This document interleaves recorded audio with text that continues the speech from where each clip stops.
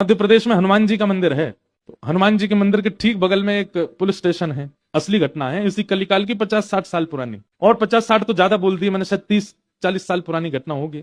तो हनुमान जी के मंदिर में एक सिपाही, एक पुलिस वाले, छोटे, ज्यादा उच्च श्रेणी के नहीं थे, हवलदार थे। तो वो रोज पहले हनुमान जी को प्रणाम करते, फिर अपने पुलिस स्टेशन जाते थे। तो हनुमान जी में उनकी इतनी निष्ठा थी, कई बार वो हनुमान चालीसा पाठ करके हनुमान जी को देखते और नेत्र बंद करते, 4-4 घंटे बैठे रह जाते मंदिर में ही। और फिर अचानक आंख खुलती तो भागते। तो पुलिस स्टेशन के जो मुख्य इंस्पेक्टर थे वो उनको डांटते, ए भाई तुम समय पे नहीं आते हो, कहाँ रह जाते हो, क्या करते हो?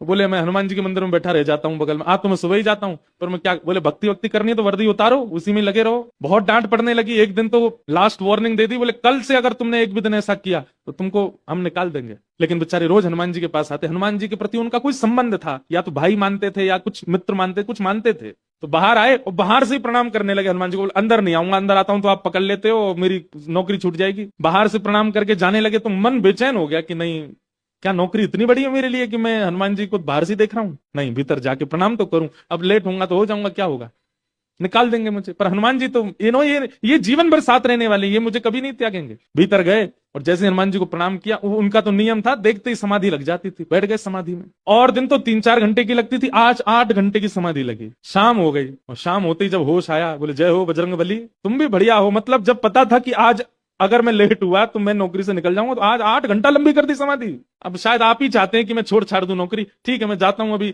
अब वो मुझे डांट करके निकालें उससे पहले मैं ही निवेदन कर दूंगा, भाई मुझसे नहीं हो पाएगा। भीतर गए, इंस्पेक्टर साहब से जाकर के बोले, भगवान आप रोज रोज मुझे डांटे, उससे अच्छा मैं आपसे निवेदन कर दूं, मैं इस नौकरी के लिए बना नहीं हूं, आप मुझे निकाल दीजिए। इंस्पेक्टर बोले क्यों, क्या हो गया, और तुम ऐसे क्यों बात कर रहे हो, सब बढ़िया तो चल रहा है, कोई दिक्कत है नहीं? बोले नहीं, देखिए उस दिन भी लेट हुआ, आज भी फिर मैं लेट हो गया। कब लेट हुए? आज सवेरे हम लोग गए तो थे, वो चोर पकड़ के भीतर बंद किया तुमने, उसमें इतने मुक्का मारे घुमा घुमा के, बेचारे की नाक से खून निकाल दिया तुमने। हम तुमको रोक रहे थे, लेकिन आज तुम्हें ऐसा बल उठा उठा के फेंक रहे थे उसको। सब बढ़िया तो है, अब समय से आते रहते हो तुम, अब कोई दिक्कत नहीं है, अब क्यों कह रहे हो इस्तीफा देना?